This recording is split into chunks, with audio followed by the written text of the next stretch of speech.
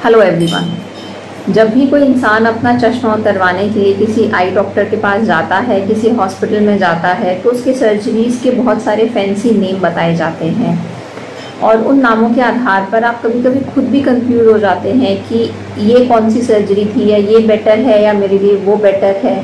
तो आज के इस वीडियो में मैं डॉक्टर पल्लवी मिश्रा बात करूंगी पीआरके या ट्रांस एपिथेलियल पीआरके के बारे में। मैं आपको बताऊंगी कि इसका एलिजिबिलिटी क्राइटेरिया क्या होता है, इंडिया में या इंडिया के बाहर इसको किन किन नामों से जाना जाता है, इस सर्जरी के फ़ायदे क्या होते हैं और क्या क्या इसके हल्के फुल्के से नुकसान होते हैं। पूरी जानकारी के लिए मेरे इस वीडियो को अंत तक ज़रूर देखिएगा और अगर मेरा वीडियो आपको पसंद आता है तो मेरे चैनल को सब्सक्राइब करिएगा और मेरे इस वीडियो को बाकी लोगों के साथ में शेयर करिएगा।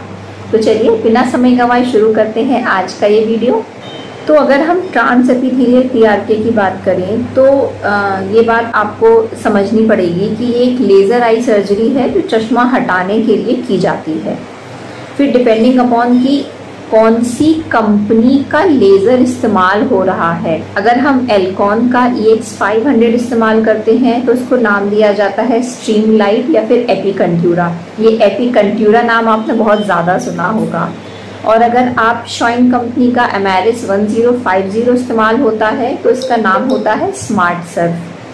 इसके अलावा इसको बहुत सारे नामों से जाना जाता है, no touch, no blade, no injection, no flap. ये जो सारी सर्जरीज के नाम हैं ये भी पीआरके की ही या ट्रांस एपिथेलियल पीआरके के ही नाम हैं।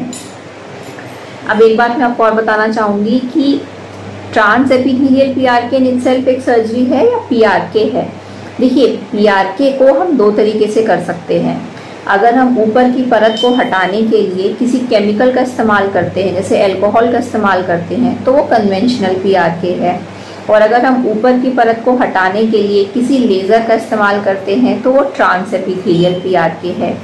लेज़र का इस्तेमाल करने पर वो सर्जरी ज़्यादा प्रिसाइज हो जाती है, रिजल्ट थोड़े बेटर होते हैं। इस वजह से trans epithelial PRK conventional PRK से थोड़ा सा बेटर होता है। और सबसे बड़ा फ़ायदा इस ऑपरेशन का ये होता है कि जब आपकी पूरी रिकवरी हो जाती है तो स्लिट लैम्प पर देखकर कोई ये नहीं बता सकता है कि आपकी कोई रिफ्रैक्टिव सर्जरी हुई है। तो कुछ लोग अगर कोई ऐसे गवर्नमेंट एग्ज़ाम के लिए जाते हैं जहाँ पर आपको लेसिक या सिल्क अलाउ नहीं है, तो ऐसे केसेस में PRK is the option of choice, specially हमारा ट्रांस एपिथेलियल पीआरके। अब अगर हम इसके प्रोसीजर की बात करें तो सबसे पहले हमारी पुतली की जो सबसे ऊपर की जो परत होती है वो हटाई जाती है, फिर लेज़र किया जाता है और फिर उसके बाद क्योंकि वो परत हटा दी गई है, फ्लैप नहीं बनाया जाता है, वो परत ऐसे खुरच के आप मान के चलो हटा दी जाती है, तो फ्लैप नहीं होता है, तो एक बैंडेज कॉन्टैक्ट लेंस लगाया जाता है। फिर वो जो परत होती है वो खुद से ग्रो करती है पुतली की। अब क्योंकि कोई चीज़ खुद से ग्रो करेगी तो उसमें समय लगता है, तो जो विजुअल रिकवरी होती है वो लेसिक की तुलना में थोड़ी सी डिलेड होती है, थोड़ी सी प्रोलॉन्ग्ड होती है। आप मान के चलो कि जो पूरी रिकवरी होती है उसको आने में लगभग हमें 4 हफ्ते या 1 महीने तक का समय लग जाता है। आँखों में शुरुआत का जो इमीडिएट पोस्ट ऑफ पीरियड होता है उसमें थोड़ा सा दर्द रहता है, थोड़ी सी चुभन रहती है, हल्का फुल्का आपको लगेगा कि मेरी आँख से पानी आ रहा है, क्योंकि आपकी जो ऊपर की परत होती है वो हटा दी गई होती है। 1 हफ्ते के बाद आपका लगभग 90% विजन आ जाता है और जो फुल क्रिस्प विजन होता है, जो फुल विजुअल रिकवरी होती है वो 3 से 4 हफ्ते के बाद में आती है। जैसा कि मैंने अभी आपको बताया कि इसको स्लिट लैम्प पर पता नहीं किया जा सकता है क्योंकि इसमें कोई फ्लैप नहीं बनाया जाता है। तो जो गवर्नमेंट वाले एग्ज़ाम्स होते हैं उसके लिए आप ये सर्जरी को करवा सकते हैं।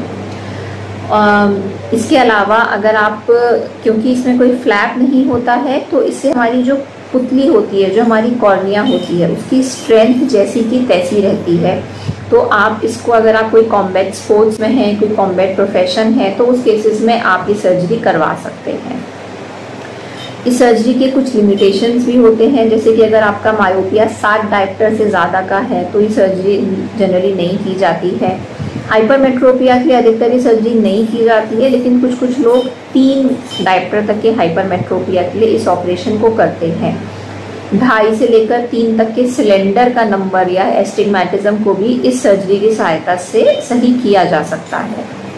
एक इम्पॉर्टेंट बात जो मैं आप लोगों को बताना चाहूँगी कि ये एक टोटल ब्लेडलेस सर्जरी है। इसमें कोई भी ब्लेड नहीं इस्तेमाल होता है। इसको हम लोग no touch, no injection, no flap surgery भी बोलते हैं।